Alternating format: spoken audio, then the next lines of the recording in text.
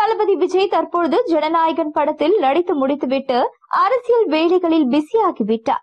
வினோத் இயக்கத்தில் உருவாகியுள்ள இப்படத்தின் ஷூட்டிங் எல்லாம் நிறைவடைந்து விட்டது. ஆனாலும் அடுத்த ஆண்டுதான் இந்த படம் ரிலீஸ் ஆக உள்ளது என்பதால் ஜனநாயகன் குறித்தான அப்டேட் எதையும் வெளியிடாமல் இருக்கின்றனர் படக்குழுவினர். அதே நேரம் இந்த படத்திலிருந்து சில முக்கிய அப்டேட்டும் கசிந்து வருகிறது. அவருடைய கடைசி படம் என்று கூறப்படுகிறது ஜனநாயகன் படம். தமிழக வெற்றி கழகம் என்ற பெயரில் கட்சி துவங்கியுள்ள அவர் தீவிர அரசியலில் ஈடுபட போவதால் சினிமாவில் இருந்து விலகப் போவதாக தெரிவித்தார்.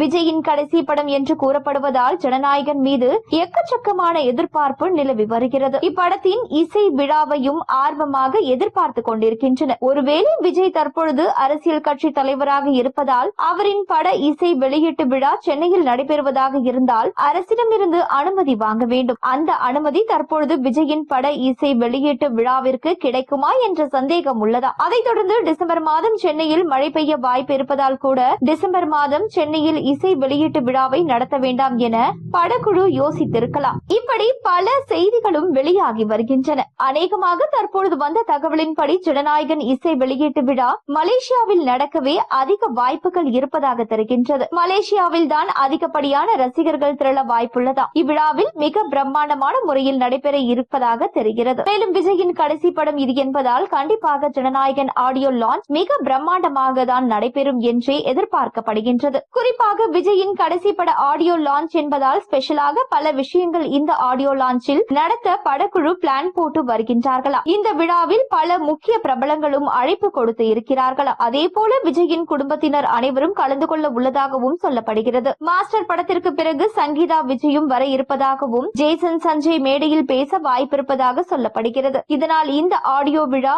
பெரிய அளவில் பேசப்படும் என்று தெரிகிறது.